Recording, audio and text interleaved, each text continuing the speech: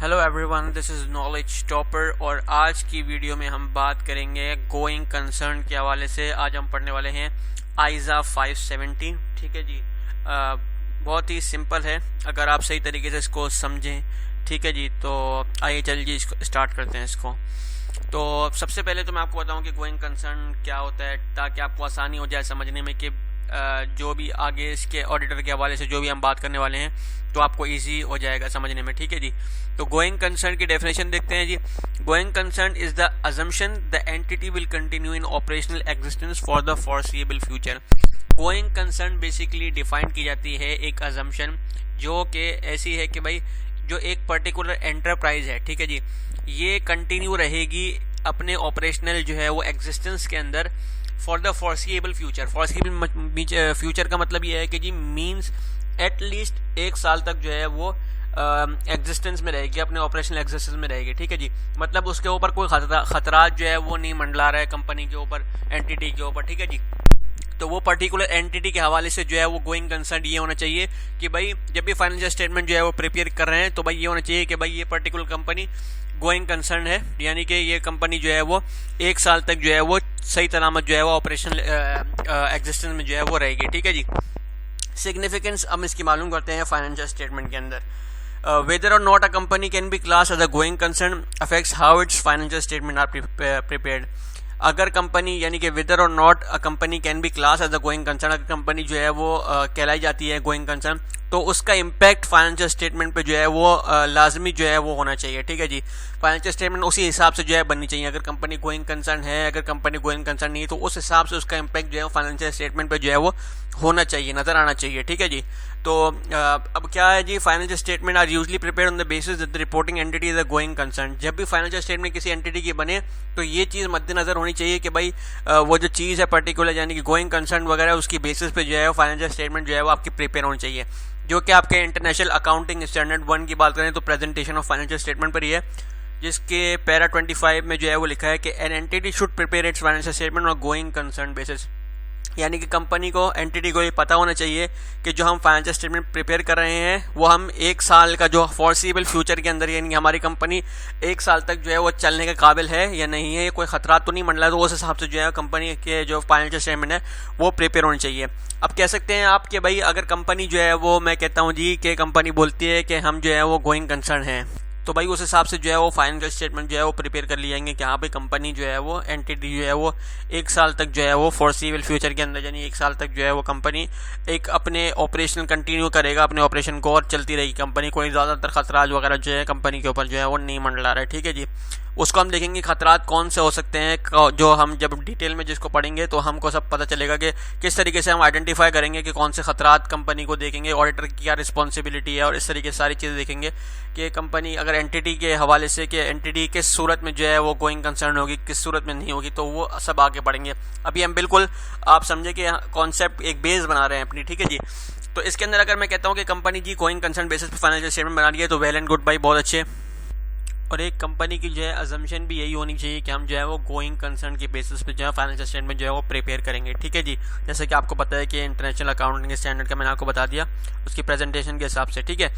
अगर जब तक क्या कह सकते हैं कि अनलेस अगर कोई कंपनी है जो कि कोई एंटिटी है जो कि जो है वो लिक्विडेट हो रही है, या आप कह सकते हैं वो अपने कारोबार को जो है वो सीज कर रही है, ट्रेडिंग को जो है सीज कर रही है, या डायरेक्टर के पास कोई दूसरा रियलिस्टिक ऑल्टरनेटिव नहीं है कि भाई वो कंपनी को जो है वो बंद करें, अगर कोई लेट से कि कोई उसको सपोर्ट करने के लिए नहीं है, बस उसके पास यही ऑप्शन है कि भाई वो अपनी एंटिटी को बंद करे और अपनी ट्रेडिंग को जो है वो सीज कर दे, तो उस सूरत में जब कंपनी जो है वो ये देखेगी कि हम जो है वो अपने कारोबार को बंद कर रहे हैं और लिक्विडेट होने वाले हैं, मतलब कि उसका जो फॉरसीएबल फ्यूचर है वो सही नहीं है, ठीक है जी, तो कंटिन्यू नहीं कर पाएगी वो ऑपरेशनल एग्जिस्टेंस को, तब उस बेसिस पे जो है वो एक असम्पशन ये होगी कि भाई कंपनी जो है वो अगर सीज कर रही है ट्रेडिंग अपनी या लिक्विडेट कर रही है तो फाइनेंशियल स्टेटमेंट को बनाया जाएगा ब्रेकअप बेसिस पे, यानी कि अलग अलग तोड़ के हिसाब से बनाया जाएगा। ठीक है जी। एक साथ जो है फाइनेंशियल स्टेटमेंट जो है वो नहीं बना सकते, ब्रेकअप बेसिस पे जो है वो फाइनेंशियल स्टेटमेंट जो है बनेगी। इसकी वजह क्या है बनाने की, मैं आपको बताता हूँ। यहाँ पर आप देखें देखिए भाई यहाँ पे लिखा है assets are recorded at likely sales value, सही है, यानी कि जो एसेट्स हैं वो सेल्स वैल्यू पे जो है वो रिकॉर्ड होंगे अगर के कंपनी जो है वो लिक्विडेट हो रही है नहीं हो रही, ठीक है जी, लिक्विडेट हो रही है इस सिनेरियो में, ठीक है जी। लेट्स से कि भाई कोई भी अपना कंपनी है जिसके पास जो है वो ज़ाहिर सी बात है ट्रांसपोर्टेशन के लिए उन्होंने ट्रक्स वगैरह तो खरीदे हुए होंगे ना, ठीक है। तो कंपनी ने जो है वो लेट्स से कि 7-8 साल पहले जो है वो ट्रक्स वगैरह खरीदे थे। एक ट्रक की मालियत थी लेट्स से आप कह सकते हैं कि जी 40 लाख रुपए एक ट्रक की जो है वो मालियत थी। अब लेट्स से कि उसको 8 साल हो गए हैं, सही है। अब जब 8 साल हो गए हैं तो ऑब्वियसली उसकी जो वैल्यू होगी जब वो कंपनी जब लिक्विडेट हो रही है तो ऑब्वियसली उसको जो कंपनी अपनी फाइनेंशियल स्टेटमेंट में जो उसकी रिकॉर्ड कर रही है वैल्यू वो 40 लाख तो नहीं कर रही होगी क्योंकि 40 लाख के तो उसने पहले खरीदी थी, ठीक है जी। तो अब वो कंपनी लेट से कि भाई 20 लाख रुपए की जो है वो रिकॉर्ड कर रही होगी, लेकिन 20 लाख रुपए की किस सूरत में रिकॉर्ड कर रही होगी, क्योंकि कंपनी के काम आ रही है वो पर्टिकुलर गाड़ी, कंपनी जो है वो उससे जो है वो तरह तरह की जगह पे जो है अपना माल वगैरह ट्रांसपोर्ट करा रही है। लेकिन अगर आप बात करें कि कंपनी उसकी वैल्यू 20 लाख रुपए को लगा रही है, हालांकि मार्केट में अगर आप सेल की वैल्यू के मालूम करने जाएंगे तो उसकी वैल्यू आज के हिसाब से 10 लाख रुपए है, ठीक है जी। कंपनी उसको 20 लाख रुपए रिकॉर्ड करती आ रही है, क्योंकि 20 लाख रुपए क्यों रिकॉर्ड करती आ रही है, इसी वजह से कि वो कंपनी के जो है वो काम आ रही है वो इस पर्टिकुलर जो गाड़ी है। तो यहाँ पे assets are recorded at likely sales value. तो जब ये अजम्पशन लिया जाएगा कि कंपनी जो है लिक्विडेट हो रही है, सीज ट्रेडिंग कर रही है, तो कंपनी तो भाई जब कंपनी देख रही थी कि हम गोइंग कंसर्न बेसिस पे हैं, यानी कि हम जो है वो 1 साल तक जो है वो रहेंगे, तो कंपनी उस पर्टिकुलर ट्रक को जो भी उसकी आप कह सकते हैं ट्रांसपोर्टेशन के लिए कोई भी उसने जो है वो व्हीकल इस्तेमाल की थी, तो वो 20 लाख रुपए जो है वो रिकॉर्ड कर रही थी क्योंकि वो कंपनी के काम आ रही थी, ठीक है जी, यानी कि ट्रांसपोर्टेशन वगैरह में उसका इस्तेमाल हो रहा था। लेकिन अगर हम उसको सेल वैल्यू पे लगाएं तो उस हिसाब से मार्केट वैल्यू में अगर सेल करने जाएं तो उसकी वैल्यू 10 लाख रुपए।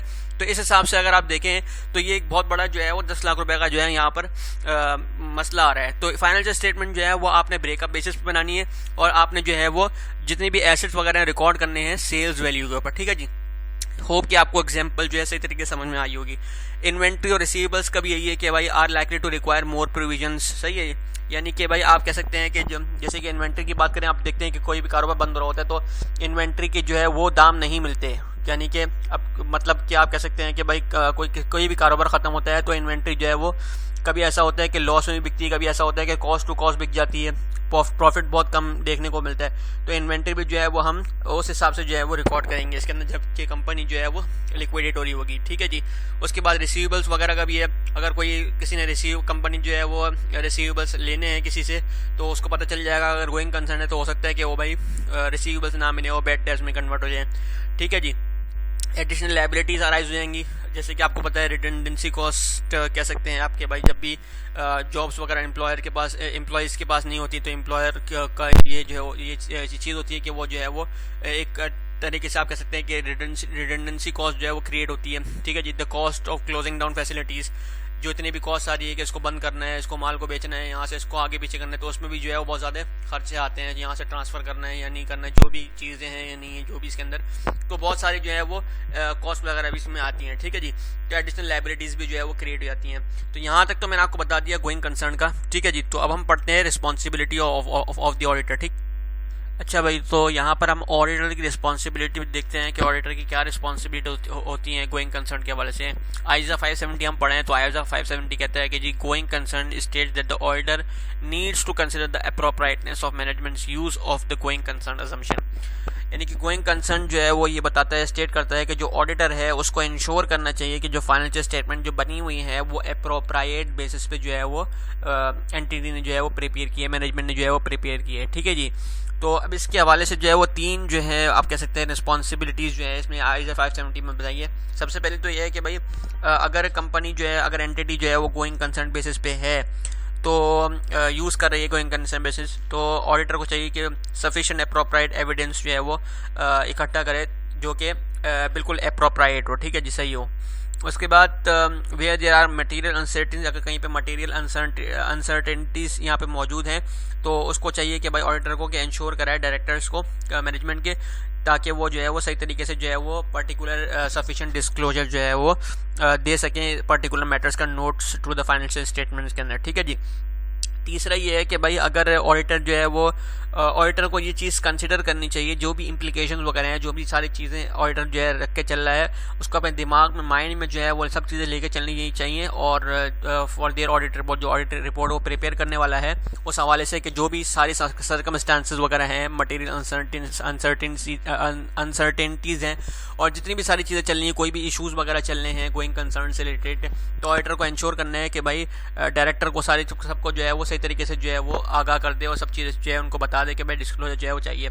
अगर कोई दूसरी चीज़ें चल रही हैं तो उसको भी कंसिडर करनी चाहिए। इम्प्लीकेशंस का मतलब ये होता है कि आप अपने माइंड में जो है उसको लेकर चलना चाहिए कि सारी चीज़ें जो है वो सही तरीके से हों, और फिर उस हिसाब से जो है वो अपनी रिपोर्ट को जो है वो ऑडिट रिपोर्ट को जो है वो बनाए। ठीक है जी। तो ये मैंने आपको 3 रिस्पॉन्सिबिलिटीज़ बता दी ऑडिटर की। ठीक है जी। तो भाई इस तरीके से जो है ये सारे इंडिकेटर्स आपके सामने हैं, इंडिकेटर्स ऑफ गोइंग कंसर्न के प्रॉब्लम्स। ठीक है जी, के गोइंग कंसर्न किस तरीके से आइडेंटिफाई होगा, इंडिकेट होगा। ठीक है जी, कौन कौन से फैक्टर्स है जो इंडिकेट कर रहे हैं कि हाँ भाई गोइंग कंसर्न की प्रॉब्लम्स जो है एंटिटी के अंदर मौजूद हैं। आइए चलिए इसको देखते हैं जी। Typical indicators and explanations of going concern problems include the following.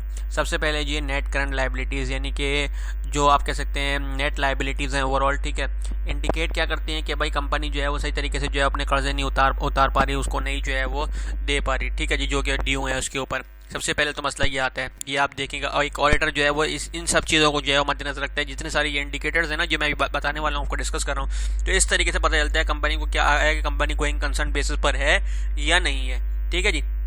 दूसरा है जी बोरोइंग फैसिलिटीज नॉट एग्रीड और close to expiry of current arrangement, यानी कि लैक ऑफ एक्सेस है, कंपनी के पास कैश नहीं है और बहुत डिफिकल्टी हो रही है कंपनी को कि अपनी day to day operating cycle और को मैनेज कर पाए। ठीक है जी, लैक ऑफ कैश है इसके पास। ठीक है, एक्सेस नहीं है कैश तक। डिफॉल्टेड लोन एग्रीमेंट्स, आप कह सकते हैं loans normally become repayable on default, company में find it difficult to repay loan, वही ऊपर वाली बात हो गई इसके अंदर भी। ठीक है जी। Unplanned sales of non current assets, यानी कि इंडिकेट करता है कि भाई एबिलिटी है कंपनी की जो जनरेट करने की जो सलाहियत है कंपनी की फ्रॉम अदर मीन्स, दूसरी तरीके से। And as non current assets generate income, जैसे कि नॉन करंट एसेट्स जनरेट करनी इनकम की तो वो डिक्लाइन हो रही है जो इनकम वगैरह है, तो प्रॉफिट भी, जब आपको पता है कि इनकम डिक्लाइन हो रही है तो ऑब्वियसली जो प्रॉफिट है उस पर भी असर पड़ रहा है। ठीक है जी। मिसिंग टैक्स पेमेंट कह सकते हैं आप, result in fine, no penalty हो रही है कंपनी को, कंपनी जो है डिफॉल्टर है, कंपनी अपना टैक्स जो है टाइम पे नहीं पे कर रही, company normally prioritize tax payment, indicating lack of working capital, यानी कि कंपनी के पास जो है वो रोजमर्रा के इस्तेमाल में जो कैपिटल रिक्वायर होता है कंपनी के पास वो नहीं है, तो टैक्स कहां से पे कर रही है, कंपनी जो है वो टैक्स नहीं पे कर पा रही है अपना। फेलियर टू पे स्टाफ्स, मतलब आए दिन आप देख रहे हैं कि भाई बाहर धरने वगैरह हो रहे हैं स्टाफ के कि भाई हमारे पैसे दो, हमें पैसे दो, और कंपनी जो है वो सैलरियाँ खाई हुई हैं। तो ये सारी चीज़ें जो है वो इंडिकेट करती हैं कि एक कंपनी जो है वो गोइंग कंसर्न प्रॉब्लम्स में जो है वो झगड़ी हुई है। ठीक है जी। नेगेटिव कैश फ्लोस कंपनी के इंडिकेट करते हैं, ओवर ट्रेडिंग कर दी कंपनी ने, मतलब सही तरीके से प्लानिंग वगैरह नहीं चल रही है, सब चीज़ ट्रेडिंग जो है वो आपस से बाहर निकल रही है। ठीक है जी। Inability to obtain credit from suppliers, यानी कि जो आपने सप्लायर्स से जो क्रेडिट वगैरह लिए, आप सप्लायर से जो है वो क्रेडिट नहीं ले पा रहे हो, ये सजेस्ट करता है कि फेलियर टू पे सप्लायर्स, क्योंकि आपने पहले जो है वो सही तरीके से जो है वो नहीं, आपके पैसा नहीं है, वर्किंग कैपिटल की प्रॉब्लम्स आ रही हैं, आपने पहले सप्लायर को टाइम पे नहीं किया तो आपको अब क्रेडिट नहीं दे रहा है, तो ये सारी प्रॉब्लम्स क्रिएट होते हैं। मेजर टेक्नोलॉजी के अंदर चेंज आ रही है, जो कि आप जो है वो खुद से जो है अपनी इन्वेंट्री को जो है वो अपडेट नहीं कर पा रहे हैं, तो सारी आपकी इन्वेंट्री ऑब्सोलीट हो गई है, टेक्नोलॉजी के अंदर चेंज आ गई है। ठीक है जी। लीगल क्लेम्स आपके कोई भी चल रहे हैं, लेट्स से कोर्ट वगैरह में आपकी कंपनी के ऊपर केस वगैरह चल रहा है, तो सक्सेसफुल लीगल क्लेम्स में रिजल्ट सिग्निफिकेंट कैश पेमेंट्स, जो आपको जाहिर सी बात है अगर आप किसी भी लेट्स से कि कोई भी आपका कोई केस वगैरह चल रहा है तो उस पर भी आपको जो है बहुत सारे जो है वो पैसे खर्च करने पड़ेंगे, और कभी कभार ऐसा भी होता है कि भाई ज़्यादा कैपिटल इसके अंदर जो है वो रिक्वायर्ड होता है, तो इससे कंपनी के जो है प्रॉफिट पे भी एक असर पड़ता है। ठीक है जी। कभी कभार ऐसा होता है कि कोई आप लीगल वगैरह क्लेम आपके ऊपर चल रहा होता है तो आप वो भी हार जाते हो। ठीक है जी। तो गोइंग कंसर्न बेसिस पे जो है ये सारी चीज़ें मंडला रही होती हैं। उसके बाद हम बात करते हैं जी, ये तो आपका जो है वो मेजर आप कह सकते हैं कि जो आपका की स्टाफ होता है, ठीक है जी, वो गायब हो जाए बिल्कुल। इसी तरीके से अगर कोई मतलब बहुत ही इंपॉर्टेंट बंदा जो आपको मतलब आप एक्सपीरियंस बंदे हो सकते हैं आपकी कंपनी के अंदर, जो कि आपकी कंपनी आपकी एंटिटी को जो है वो बेहद प्रॉफिटेबल बना रहे थे, और अब आप जो है वो कंपनी जो आपका की स्टाफ है वो सब जो है वो चला गया, तो जाहिर सी बात है